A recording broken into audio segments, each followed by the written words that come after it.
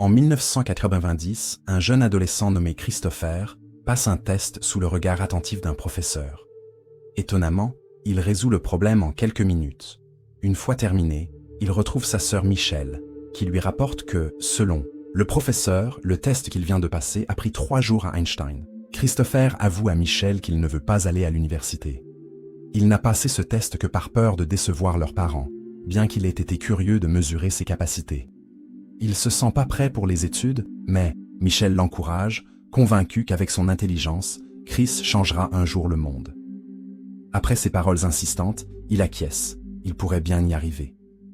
Plus tard, les nouvelles parlent de la production de robots et de la question de la confiance en eux. Ils sont utiles, mais pourraient se rebeller contre les humains.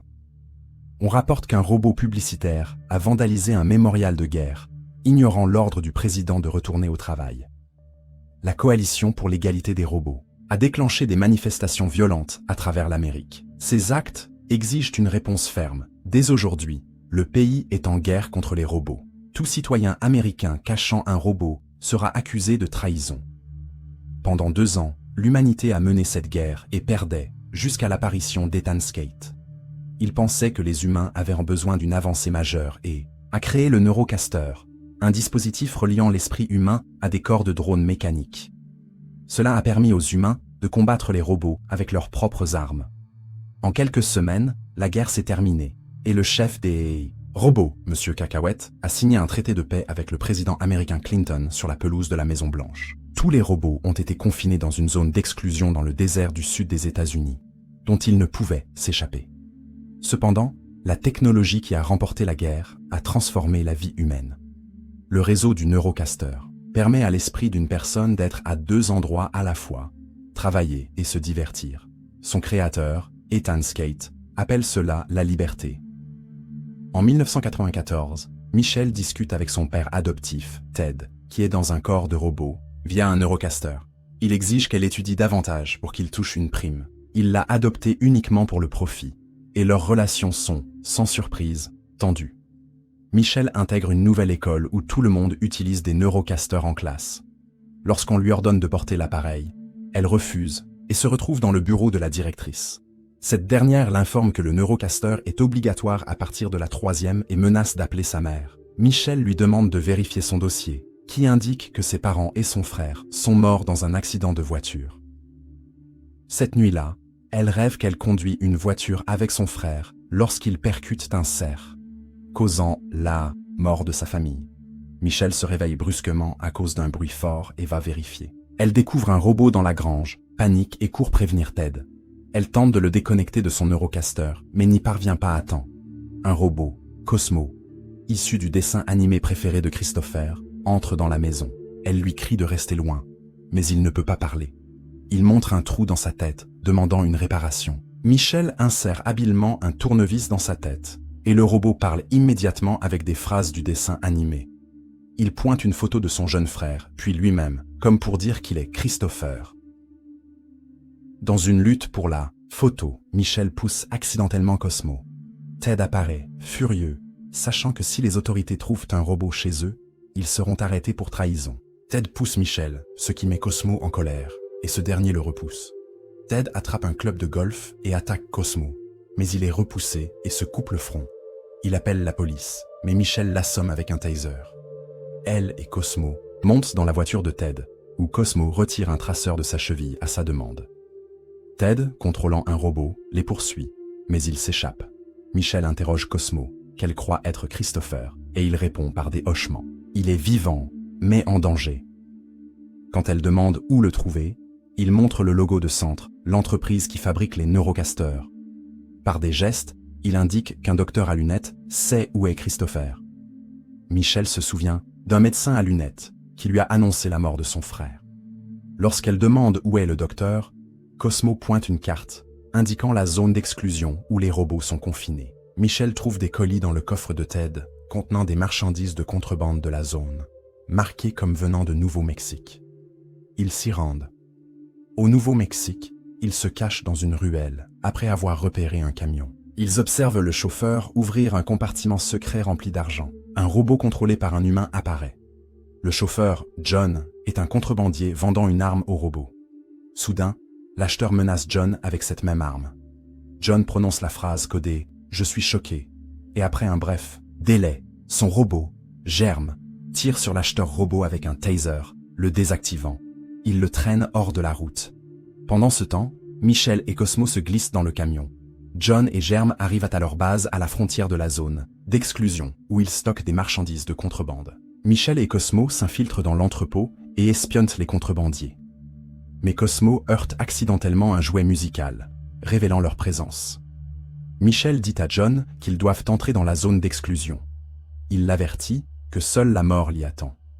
Leur discussion est interrompue par un robot contrôlé par Marshall. Marshall annonce que Michel est en état d'arrestation pour agression, vol et trahison, exigeant la reddition de Cosmo. John dit « Je suis choqué » et Germe tire avec un taser, mais Marshall attrape John, s'en servant comme bouclier. Marshall tire sur les robots avec un blaster et Michel décide de se rendre. Germe arrive juste à temps, coinçant Marshall avec une grande pelle. Mais Marshall se libère et combat Cosmo et Germe. Michel, astucieuse, enfonce Marshall dans un mur avec un tracteur. Ils s'échappent à l'extérieur et le tunnel s'effondre. Il s'avère que cette sortie mène directement à la zone d'exclusion et ils ne peuvent plus revenir en arrière. Ils entrent dans un hangar où se trouve un grand robot dans lequel Germe monte, c'est son exosquelette. Michel suggère à John de trouver le docteur, qui doit savoir comment sortir de la zone. Il monte dans un van que Germe porte sur son épaule. En chemin, John raconte comment il a rencontré Germe. Ils se sont battus dans des camps opposés pendant la guerre, mais Germe a trouvé John blessé et l'a sauvé. Depuis, ils sont amis. On voit ensuite Ethan Skate, le créateur du Neurocaster, dîner avec sa mère dans un monde virtuel, mais le programme bug, le mettant en rage. Il convoque des scientifiques pour expliquer pourquoi les vitesses de transfert de données chutent. Il rapporte que Christopher est parti. Skate insiste que c'est physiquement impossible, mais les scientifiques disent que, neurologiquement, il n'est plus là. Sa conscience a traversé les pare-feux par des failles du système. Cela signifie que les Neurocasters cesseront de fonctionner d'ici une semaine. Condamnant l'entreprise de Skate.Skate rencontre Marshall dans le monde virtuel, lui demandant de lui amener Cosmo, car il ne peut pas envoyer de force dans la zone d'exclusion à cause du traité de paix. En échange, Skate réparera le neurorobot endommagé de Marshall. Marshall accepte. Pendant ce temps, Michel et son équipe atteignent un centre commercial abandonné. D'autres robots les repèrent et attaquent, lançant des réfrigérateurs avec des catapultes. L'exosquelette de Germe est endommagé. Et ils sont capturés. Ils sont conduits au chef des robots, Monsieur Cacahuète, qui s'excuse pour l'incident, expliquant qu'ils ont été pris pour des robots charognards, qui tuent pour des pièces. Michel dit qu'elle cherche un docteur, à lunettes. Monsieur Cacahuète les emmène dans un café pour se restaurer. En chemin, il explique que les robots ici vivent la vie qu'ils choisissent, pas celle imposée par les humains. Il croise même un robot promenant un chien en laisse. Au café, Monsieur Cacahuète est choqué d'apprendre que Centre a kidnappé un garçon. Il mentionne qu'un docteur similaire, Clark Amherst, était ici, mais a été banni dans le désert après le traité de paix pour protéger les robots. Michel se prépare à chercher le docteur, mais John la convainc de passer la nuit au centre commercial, car la zone d'exclusion est encore plus dangereuse la nuit. Cette nuit-là, elle pense à son frère, les larmes aux yeux. Cosmo la réconforte, projetant le dessin animé préféré de Christopher sur Cosmo le robot. Tous les robots, y compris Monsieur Cacahuète, se joignent pour regarder. Le matin, une robot factrice remet une carte postale à Michel. Avant d'être banni, le docteur Amherst lui avait donné cette lettre, lui ordonnant de la remettre à Christopher à son arrivée. La carte dit à Christopher de le trouver après l'avoir reçue et indique une adresse. Mais l'adresse est dans le territoire des charognards. Monsieur Cacahuète propose son aide, leur présentant un robot joueur de baseball et ils partent. Marshall les observe. Arrivés à l'adresse, des charognards les encerclent, les piégeant devant une porte verrouillée. Soudain, des projecteurs s'allument, du hip-hop des années 90 retentit, et des flammes jaillissent de statues de crâne. Les charognards reculent et l'équipe tombe dans un puits menant à une cave. Le docteur Amherst les accueille avec un fusil. Michel exige de savoir où est son frère. Il révèle que Christopher est sur une île, au campus de Centre à Seattle. Après l'accident, Christopher est tombé dans le coma, et le scanner médical de centre a révélé l'unicité de son esprit. Amherst explique que l'esprit de Christopher a permis au Neurocaster de se connecter au drone, lui sauvant la vie. Après 13 mois, Christopher a repris conscience. Amherst a exigé qu'il soit déconnecté, mais Skate l'a menacé de mort. Avant de s'enfuir, Amherst a créé un lien avec un réseau externe, permettant à l'esprit de Christopher de s'échapper du système, bien que son corps soit resté. Michel insiste pour le sauver, mais Amherst dit que c'est impossible. Marshall apparaît et Monsieur Cacahuète l'affronte. Les autres fuient dehors, où les robots soldats de centre sont arrivés et commencent à se battre, y compris la robot factrice, qui arrache le cœur robotique d'un ennemi. À la surprise de John, elle explique que les facteurs robots ont besoin de telles compétences pour se défendre des chiens. Marshall immobilise Monsieur Cacahuète, lui disant que ces robots du centre commercial sont condamnés pour avoir violé le traité de paix. Dehors, Amherst fait face à Marshall, qui dit ne pas tuer les humains. Soudain, un robot contrôlé par Skate tue Amherst. Voyant cela, Marshall doute de ce qui est juste. Les robots soldats saisissent Cosmo et arrêtent Michel, mais Marshall détruit le robot, la sauvant. Il lui dit de rentrer chez elle, et part. L'équipe retourne avec Monsieur Cacahuète au centre commercial, mais leur maison est détruite, et la plupart des robots ont disparu. Cosmo, avec Christopher à l'intérieur, est amené dans un laboratoire avec son corps et reconnecté au système. Marshall accuse Skate de mentir et le traite d'assassin, mécontent que Skate l'ait forcé à traquer un garçon. Skate prétend que les meurtres sont une évolution. Marshall dit que Skate a perdu la tête. Michel confie à John qu'elle a perdu son frère 2 fois. John propose de réessayer et offre son aide. Il décide de sauver Christopher. Le robot d'Amherst, contenant ses souvenirs, sait comment sortir de la zone, mais avertit que sans l'esprit de Christopher, le réseau de centre s'effondrera, désactivant tous les robots contrôlés par Neurocaster. Et Christopher mourra. Monsieur Cacahuète ne veut plus se battre, mais le discours de Michel le motive. Avec les robots restants, il se dirige vers la base de centre, sur l'île. Germe, dans son exosquelette, lance des voitures sur le bâtiment de centre, distrayant les soldats.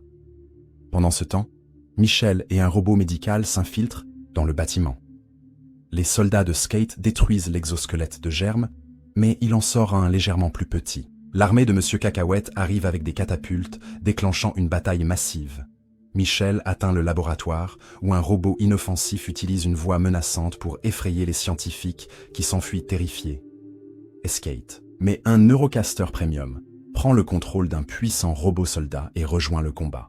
Marshall rencontre Monsieur Cacahuète, lui indiquant où Christopher est retenu. Quand on lui demande pourquoi il aide, il répond qu'il a enfin vu quelqu'un de moins humain qu'un robot.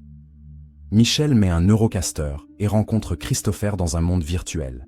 Il se blâme pour les destructions. Les larmes aux yeux, il la supplie de le déconnecter, ce qui le tuera et détruira Centre.